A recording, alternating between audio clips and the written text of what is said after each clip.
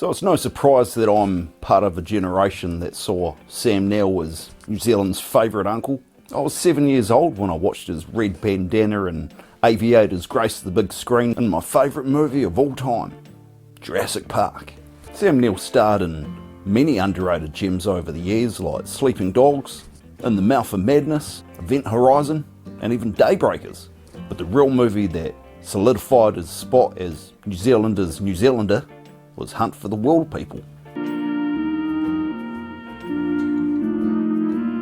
But this episode isn't a eulogy, it's an appreciation to all the other famous New Zealand actors that are out there in Tinseltown. The ones that people conveniently forget are from Wellington, or Aotearoa, or even just a local who used to be on Shortland Street. So, let's count them down, shall we? Number 10, KJ Upper. Now I'll be honest, I went, who? When I was researching this bit. My good old friend Google assures me that he's from Auckland, and he got his big first break in Shortland Street. And then he went on to become teen heartthrob Archie Andrews in Riverdale, and starred in a movie called A Dog's Purpose, which I imagine is about a very, very good boy. So you're welcome, Hollywood. Number 9, Manu Bennett. Rotorua born Manu Bennett shot to international fame as the fearless gladiator Crixus. Crixus? Crixus? Crixus! Champion of Capua! Spartacus. Filmed in New Zealand. He then opted for more makeup with his role as Azog in the Hobbit trilogy. And comic book fans might know him as Slade Wilson in the Arrow series. But despite spending much of his childhood in Australia, Bennett remains Kiwi owned. Number 8, Phil Kogan. Yep, the guy from that show. You know the one. And I bet you didn't know that he was Kiwi. Well, he is.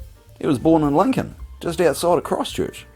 And he started his career as a reporter and a journalist, doing all the mundane stuff.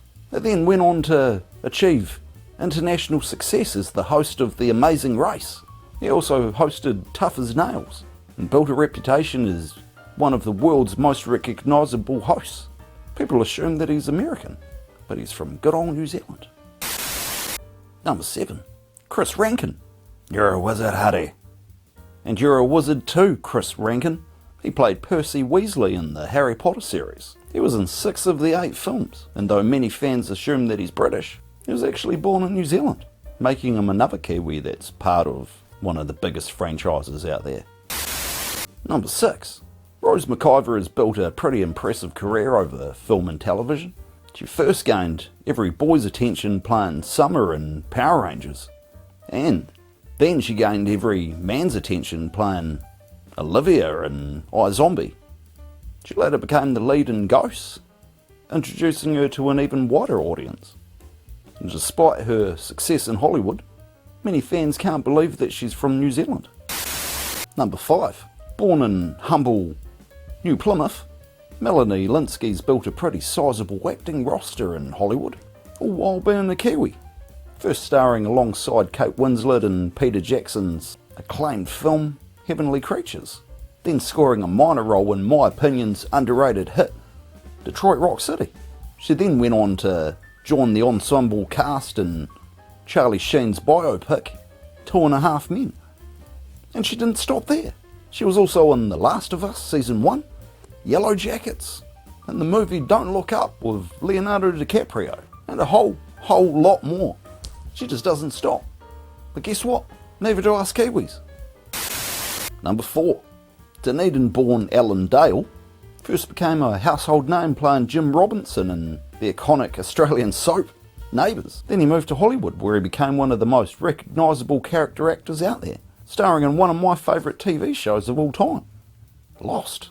Now, he also did a lot of other stuff like The OC, Ugly Betty, 24, Dynasty, and NCIS. The one where they go, wow, and the music comes on, I think. But despite his long reputation with Australian television, he's totes a Kiwi. So, I know I'm going to get this name wrong.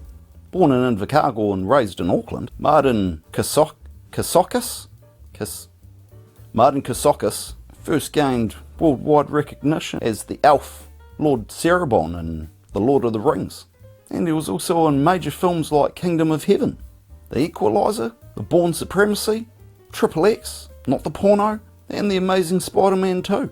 He's known for playing villains and complex characters, which is really the only thing us Kiwis are good at. Alright, we're getting down to it. It's getting serious. It's number 2.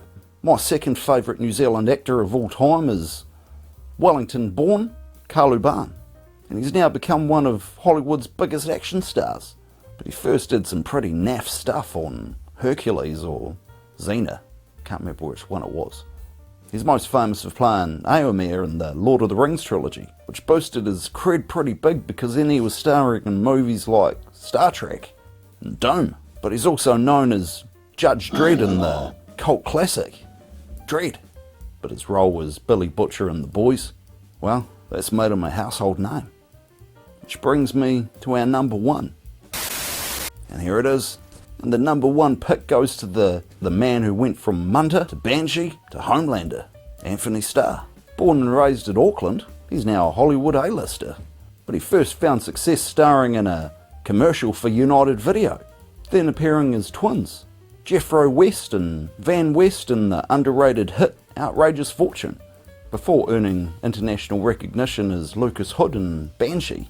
But today, he's best known for his spine-chilling performance as Psychopath Homelander in the Boys series, a role that made him one of the most talked about villains in TV history. But despite his global fame, you can't have him, Australia. He's ours. So there you have it. Sam may be gone. His memory will live on in the pieces of art he left behind.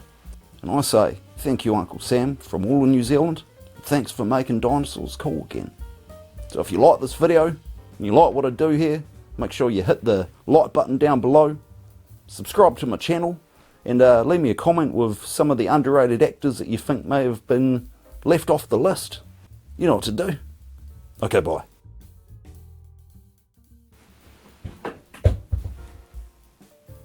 Well, that just fell off the shelf. That's a ghost.